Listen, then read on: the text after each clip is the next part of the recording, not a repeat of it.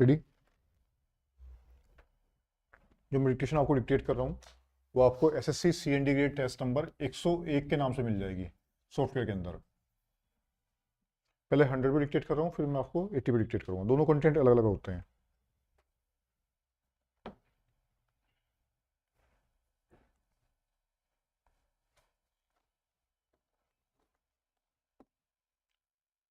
Start it.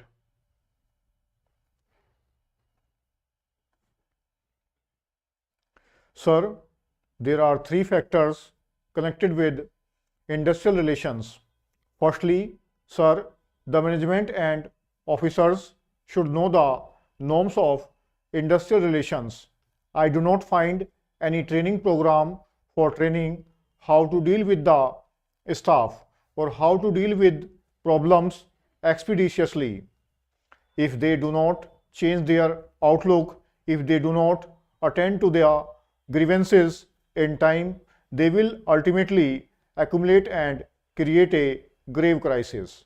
And we shall again be falling in some trap, and strikes will become an annual feature, or there will be strikes many times. Secondly, sir, there are large number of unions. Last time a meeting was called of all the unions. There are craftwise unions, station masters union, ticket collectors union, and so many others, and there is much scope for politicians and others to multiply unions because the occupations are 700 to 800. There are only two federations. The railways have not taken steps to eliminate multiplicity of unions. Unless this is done, there can be no concrete results. In order to make collective bargaining successful, I feel that the policy of industrial relations and industry-wise unions should extend to this. The scheduled castes and scheduled tribes want their separate union, and the tribal people also want their separate union in the railways. I feel, sir, that they must be completely banned. There should be large industrial unions which can deliver the goods and which alone can create an atmosphere of good relations between the railways and their employees. Sir, the third thing I would like to suggest is that they must find out the bottlenecks. But there is no attempt. There is no wage policy. Today, the people belonging to scheduled castes and scheduled tribes are employed as contingent or casual labor in many places, and they are paid the wages which the collector in each district fixes.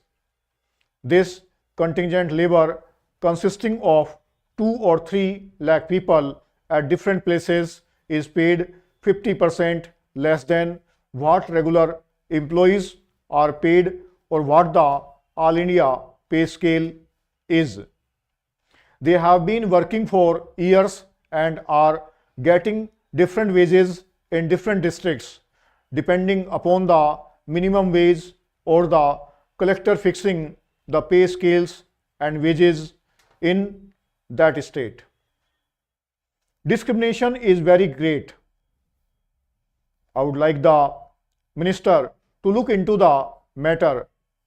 The contingent labor should be paid at par with other railway employees. Sir, another point which is very important is about the promises given by the railways at the time of strike. A large number of people, when the interests of the nation were in danger, staked their lives. They were on duty. Many were assaulted. At that time, a promise was given that their children or their dependents will get priority in employment. But instead of that, after the strike was over, many of them were assaulted. I would like to know from the Honorable Minister what happened to the promises given by him to the employees who were on duty, who staked their lives. How many people and how many of their dependents have been given jobs in the last 1 year? If the promises given to them at a crucial time are not fulfilled, the government will lose its credibility and the workers will not be able to do their duty properly and faithfully. I would like to say two other things for the sake of good and happy industrial relations. BOSIMs must go. In all the modern countries, industrial relations have become successful because the officers treat their employees on equal basis and informally. They help them to solve their problems.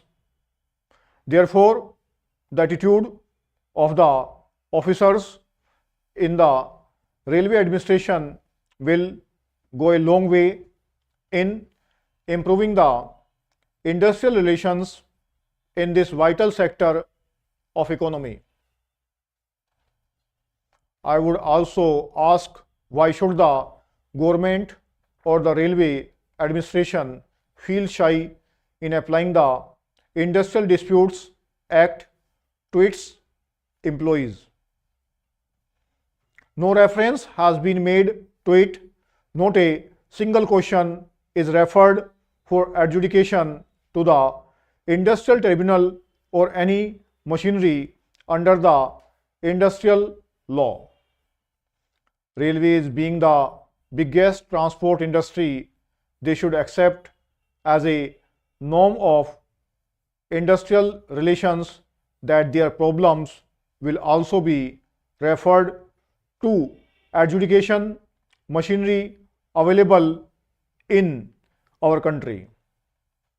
Small things like termination or suspension may not be very big or important from the railway administration point of view, but it is of vital importance to the individual employee who is suspended for months and years together and does not get any redress. He has to rely upon the mercy of the deciding authorities. It may take 1 or 2 years in the state from which I come under the Bombay Industrial Relations Act. If a man is terminated from service or dismissed, he can go to the labor court and his grievance can be looked into within 3 months. If it is found that he has been wrongly dismissed, he can be reinstated. This is a great deterrent for officers acting arbitrarily. I therefore suggest that norms must be laid down for industrial relations. Mr. Vice Chairman, sir, I would like to make a mention of some of the problems of the workers in general and those of the scheduled castes and scheduled tribes in particular. Sir, in the first place, I would like to state that the railway administration does not provide to the workers a speedy and efficacious remedy against their grievances.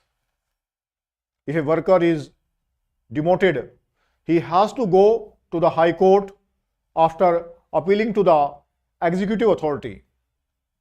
If a worker is superseded, he has to go to the executive authority in appeal and then to the High Court. If he is removed or suspended from service, he has first to go to the executive authority, and ultimately a right is administered to him to go to the High Court. The result is that if a worker is dismissed from service, even though his dismissal is not proper or wrongful, he will not get the relief unless he goes through this channel of appealing to the zonal authority, then to the labor board, and ultimately referring the matter to the High Court. And lastly, the Supreme Court. The result is that in a case where the judicial authority holds the termination illegal and improper, the railway authorities are required to pay back the entire wages. 1000 plus word dictate किए गए, 100 की speed है, और ये आपको SSC CND grade number test number 101 के नाम से सॉफ्टवेयर मिल जाएगा. 80 पे लिखेंगे.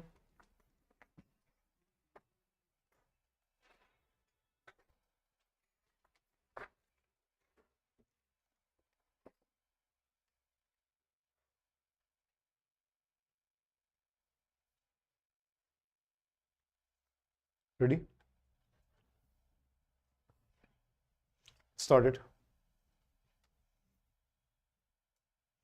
Madam, Vice Chairman, it is rather unfortunate that on a subject like this, where the lives of millions of our countrymen are affected, we have to go by the limitations of time in offering our remarks, as a result of which I will not take the House to the various details which I would have liked to do.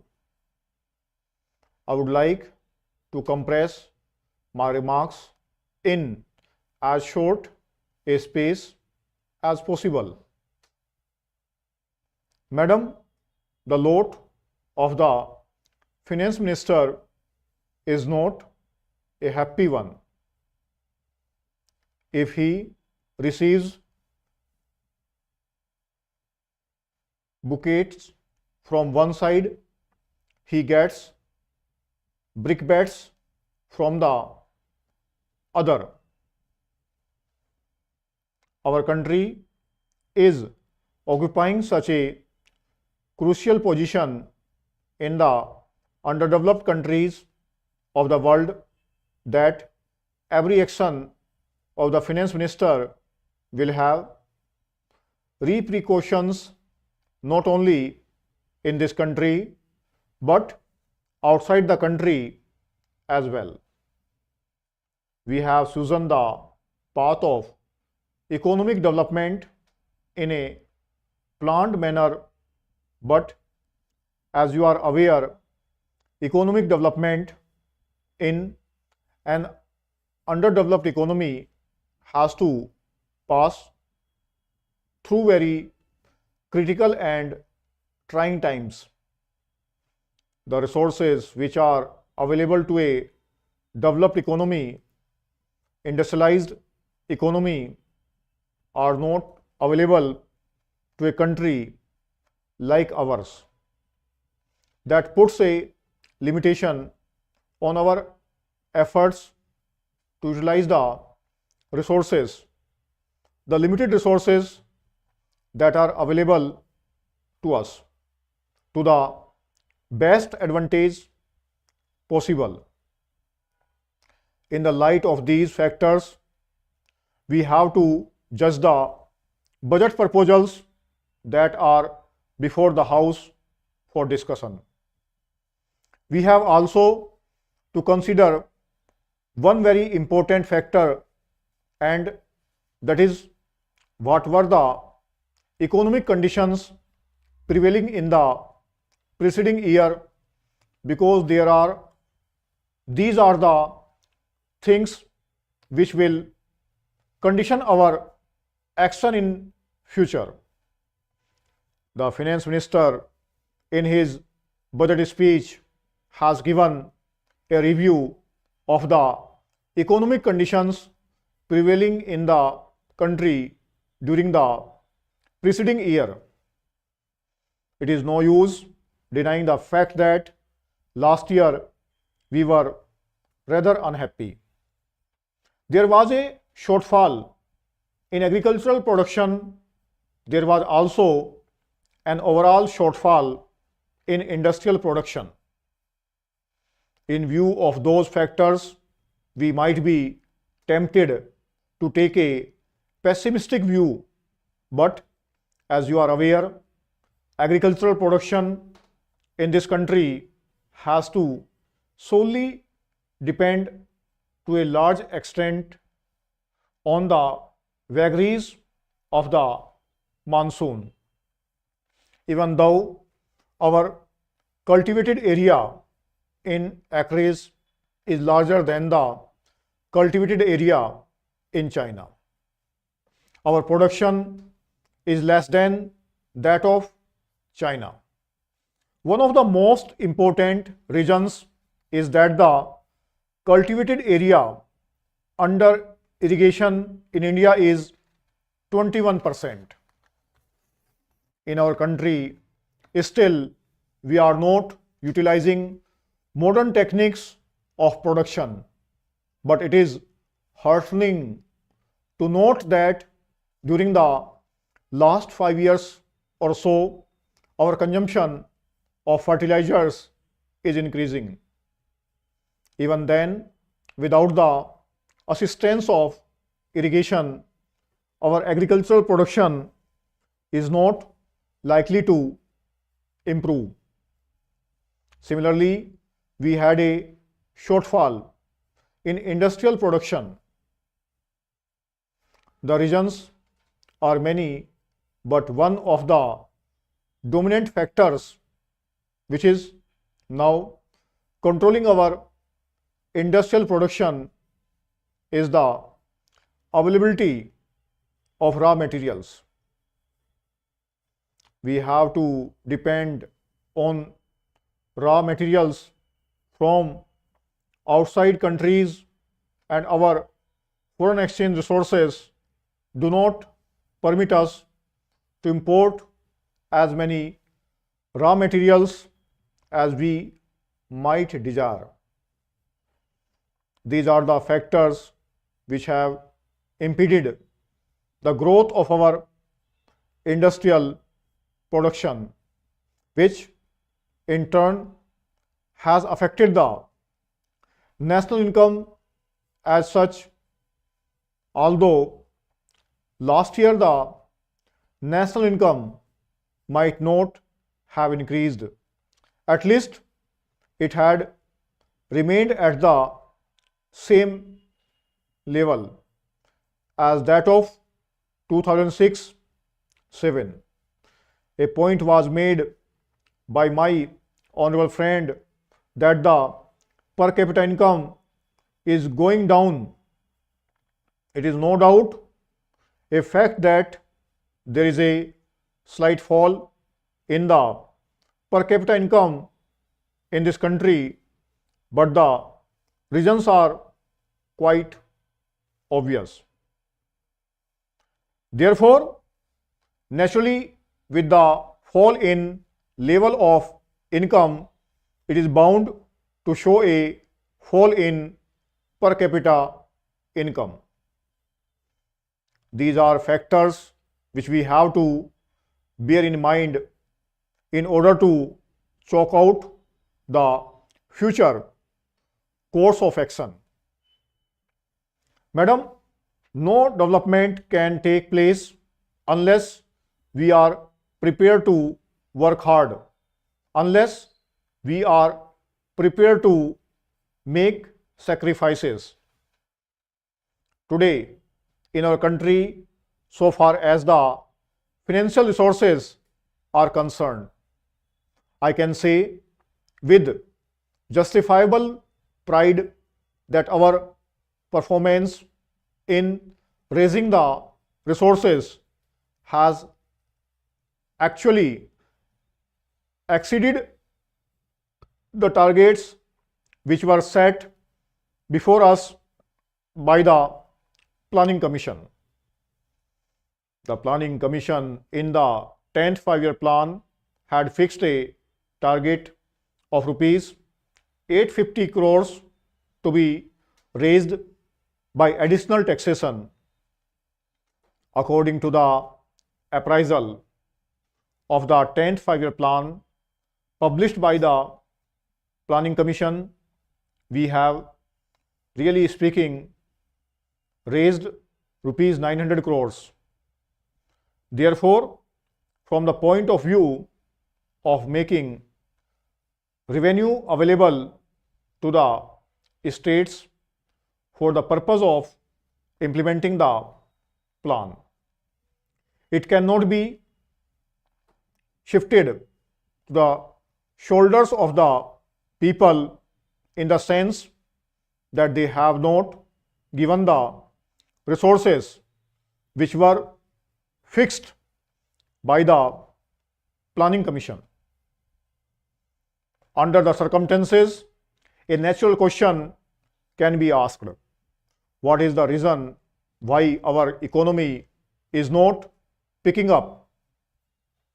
The reason was given in the appraisal that during the 2 years which were under review in that report, they had come to the conclusion. ये 840 word dictate किए गए हैं और 80 की speed है, fluctuation ना के बराबर है। ये आपको SSC C D test number 101@80 की स्पीड से मिल जाएगा। अगर आप 109 कोमा वाली फाइल में टाइप करना चाहते हो तो 458 नंबर रहेगा इसका।